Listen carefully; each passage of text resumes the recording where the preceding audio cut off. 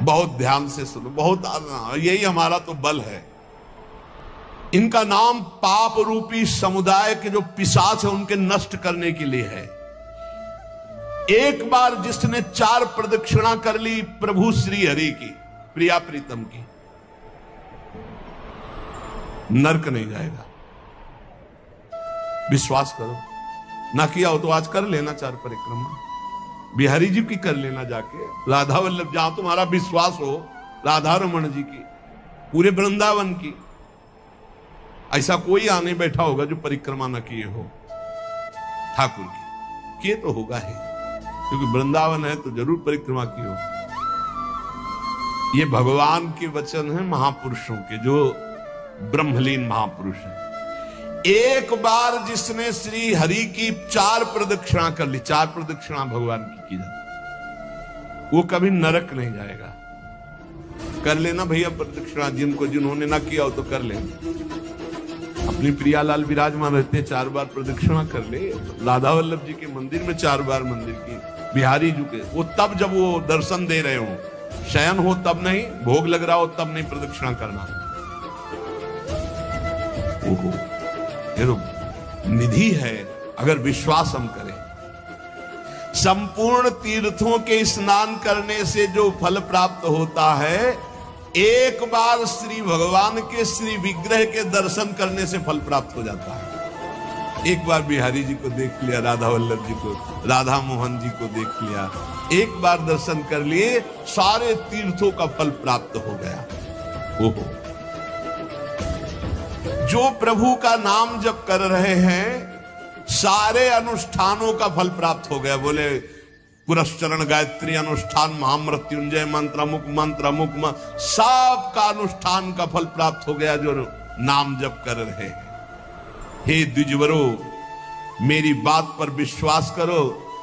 जो भगवान श्री कृष्ण के चरणों में चढ़ी हुई तुलसी दल को प्रभु की प्रसादी है।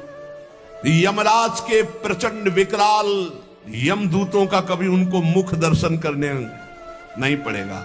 एक बार तुलसी प्रसादी सूंघ लेना भैया, जाके बिहारी जी के, राधा वल्लभ जी के चरणों से ले लेना, बच जाओगे। ऐसे सूंघ लिया, हम तो सिराने ही रखते हैं, इधर करवट लियो तो सूंघो, इधर करवट लियो तो। ये प्रसादी पुष्प माला जाती है ना, ये सिराने रखते हैं अपने, यही हमारे बल है। और सुनो, एक बार जो हमारे श्री कृष्ण को साष्टांग प्रणाम कर लिया, वो पुनः माता के गर्भ में नहीं जाता। कर लेना भैया साष्टांग दंडवत जा। एक बार की बातें हैं, ये तो कई बार सुना चुके हैं भीष्म स्तवा में। एकोपि कृष्णाकृतः प्रणामो दशाश्वमेधा भृतेन तुल्या, दशाश्वमेधि पुनरेपि जन्म कृष्ण प्रणामी न पुनर्भवाए। इसीलिए छाती ठंडी हो जाती है बातें सुन के।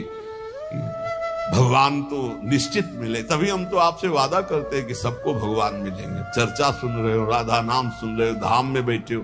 कहां चर्चा हो रही? धाम में हो रही।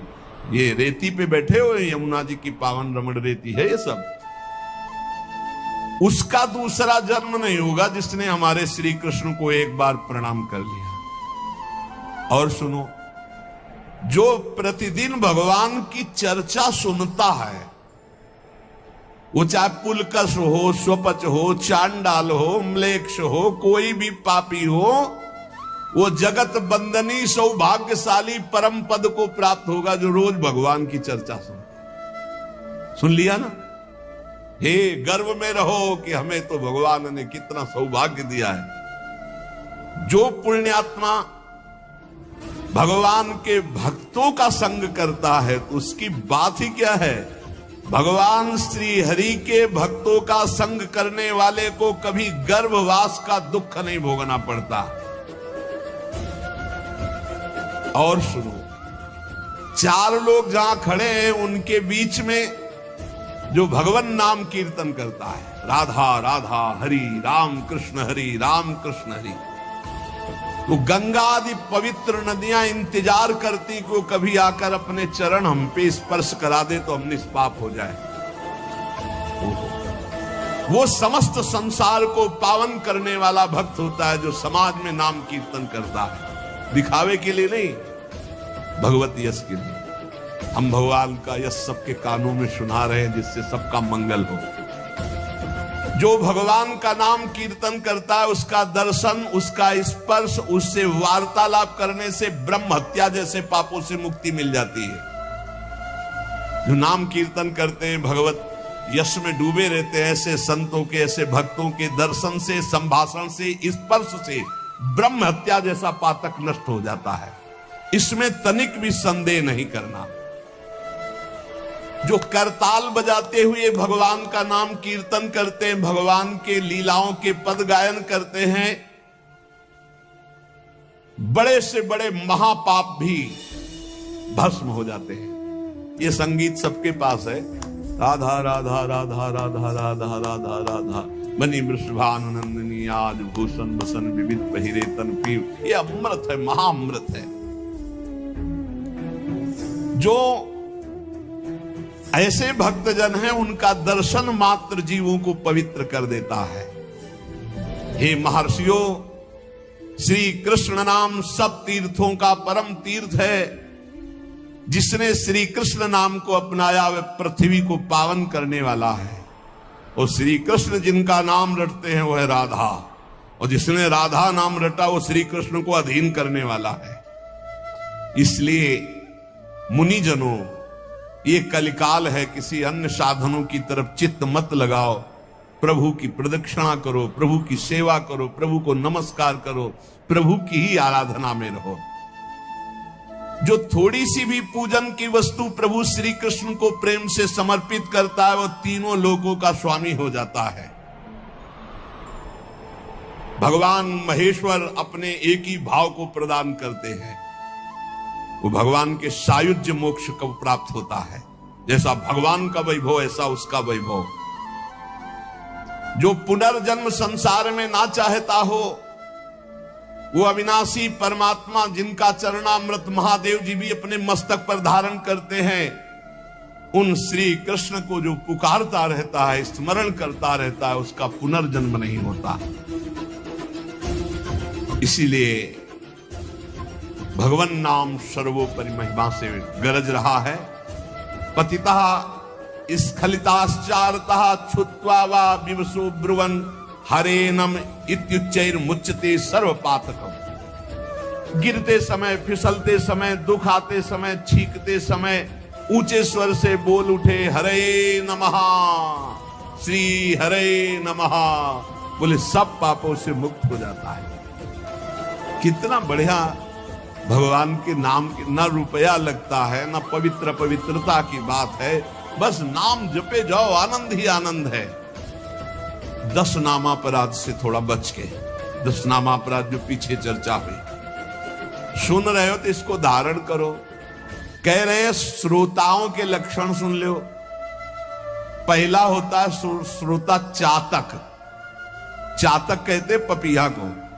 जैसे बादल से वर्षा सीधे चोंच में लिया और पान कर गया, उसी प्रकार जो श्रोता वक्ता के मुख की तरफ एकाग्र दृष्टि से देखता रहता है और जो शब्द निकलते हैं उनको पकड़ा पी गया अंदर, उसे चातक श्रोता कहते हैं। एक हंस श्रोता। हंस को जैसे दूध और पानी मिला के रख दो तो दूध पी जाएगा, पानी छोड़ देगा।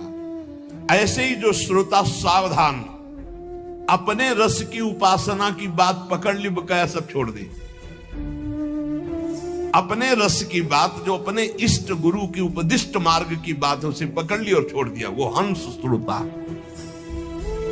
और एक तोता श्रोता, वो बस जितनी देर सत्संग सुन रहा है उतनी देर वो जहां बाहर निकला तो बस रटी रटाई बात, बस कोई न पकड़ना है न आचरण में उतारना, बस रटी रटाई बात।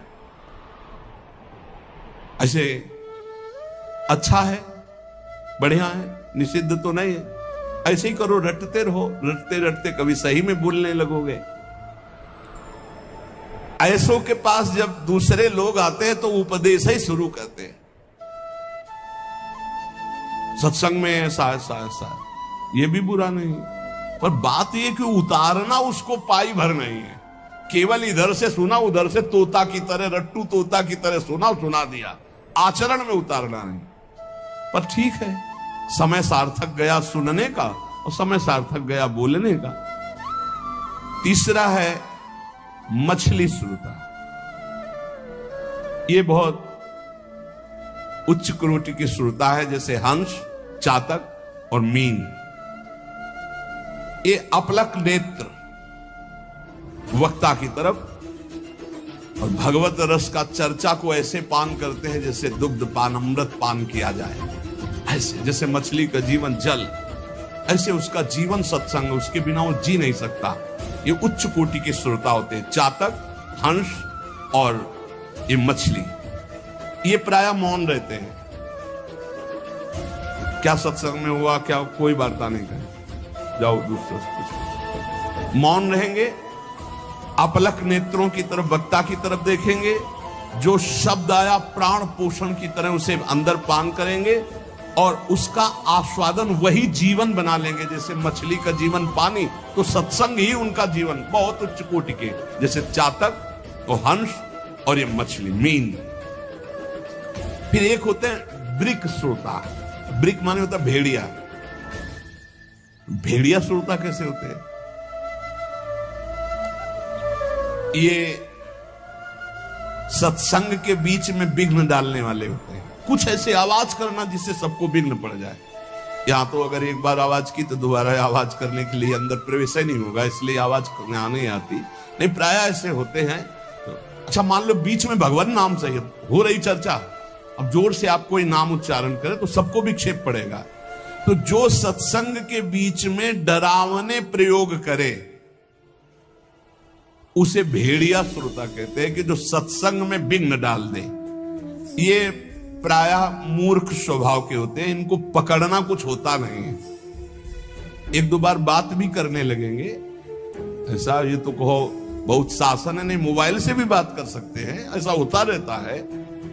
ये बीच बीच में सत्संगी जनों को उद्विग्न करते रहते हैं। और सकिलो ना आगे, मतलब ऐसे उसको किसी तरह विघ्न पहुंचाना, तो इन्हें ब्रिक श्रोता कहते हैं, भेड़िया श्रोता कहते हैं, जो सत्संग में विघ्न डालते हैं। और एक भुरुंड जाति का पक्षी होता है, भुरुंड। उसका क्या होता है? वो केवल शिक्षाप्रद वाक्यों को पकड़ता है और दूसरों से भनाता है, उसे भुरुंडी श्रोता कहते हैं।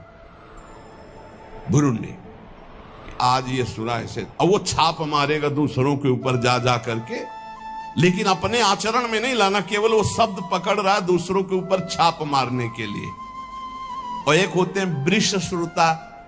वृष कहते हैं बैल को, कि उसके सामने चाहे मीठी बात हो, चाहे अंगूर डालो, चाहे भूस डालो, उसको खाने से मतलब है।